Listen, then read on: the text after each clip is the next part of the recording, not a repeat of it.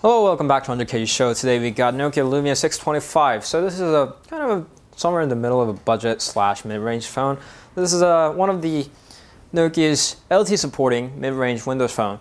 Okay, to start with, it's got a receiver on the top with the Nokia logo, front-facing camera that we don't see on the cheaper version of the Lumia is like 520, and 4.7 inch of WVGA resolution TFT LCD. Yes, you heard it right, WVGA. Back key, Windows key, and the search key. Windows Phone standard. On the right side is the volume rocker with the power key and the camera shutter button. That's the Windows Phone requirements. It's actually rumored that they're going to go optional with the camera key. I hope they stick with the requirements. But on the top is a 3.5mm headphone jack with the 5MP camera and the LED flash. It's nothing fancy like Car's Eyes Rams or anything. It's just the camera. Nokia logo there, speaker, and the micro USB port. And where's the SIM card slot? That's actually beneath the battery cover over there, which I actually should have named the battery cover because 2000 milliamps of a built-in battery does not go anywhere with the battery cover detached. Anyway, there's a SIM card slot, and that's it. That's what you can access with the battery cover detached. And then why do you have the battery cover detachable? To switch it to other colors. It originally came with this yellow-orange or whatever that color is called, and then with the yellow cover as well, so you can snap that and you're good to go with the new fresh color on your phone. Let's do that with the yellow one. So this is a typical Windows Phone 8 device, and the Windows Phone 8 is known to be not exactly customizable by the manufacturers. And this is no exception. It's just like a classic Nokia devices, Nokia slash Windows Phone devices.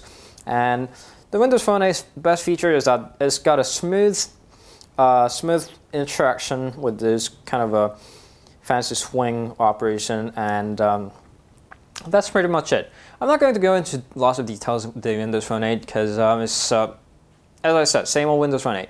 Doesn't have anything else.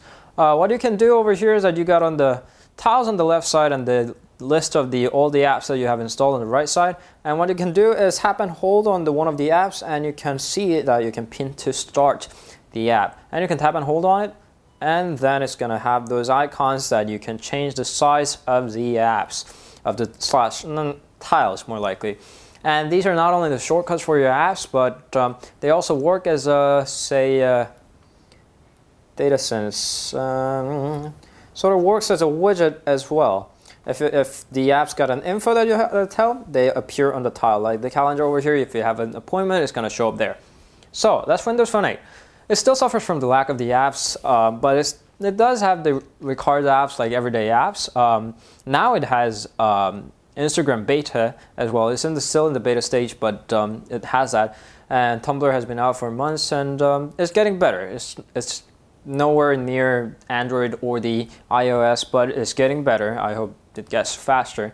The speed of the increasing apps get faster, but it's still in its progress. And as an LTE supporting device, its speed is actually blazingly fast. I ran a speed test for we're living in South Korea, so the network over here is actually pretty good. One of the best networks in the world, so it doesn't have anything to do with the rest of the world. But LTE support certainly does a good job, and the Pocket Internet Explorer does an exceptional job as well. Although it has a half a gigabyte of RAM only, it actually loads a web page pretty fast. Let's go to Apple.com.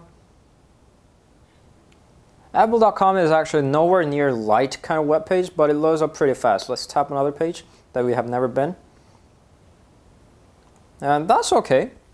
With LTE support and the dual-core processor, it runs pretty well, thanks to the lower resolution specifically on that device. Okay, so the bottom line over here. The camera isn't good, period. Camera is just like a 5MP camera that you see everywhere else. It doesn't have that Lumia specific kind of an awesome camera quality, so don't expect too much on that. Other than that, this is actually a pretty good budget device. Budget slash wallet friendly, whatever you want to call that. It does suffer from some features of a low range smartphone.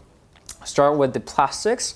Unlike the 920, it does have that cheap kind of feeling on the plastic, and the screen, the quality of the screen, as I mentioned, isn't exactly great. Color reproduction is actually pretty bad, and the black tone over there is kind of a tinted up. But I don't want to be picky on the screen, especially when it's a budget kind of a device. So other than that, this is actually a pretty good budget device. other than those factors that I mentioned, this is, in fact, I think you would like to spend a few, not a few, but a bit of a bucks more to get 625 over 520, because compared to 520, 625 is more like a smartphone actually. 520 was, I don't want to diss 520 or anything. It's still a good phone for its price range, but this feels a lot sturdier on your hand, and this performs better and has more functionality, including the front-facing camera if it likes to take selfies, obviously. So, bottom line, 625 is actually a pretty good phone. If you want a Windows phone with an LTE support, this is the cheapest that you can get, and it wouldn't disappoint you, unless you're expecting too much on that. This was underKG. Don't forget to tap on that to subscribe to our channel, to watch our reviews, and thank you all for watching. Bye.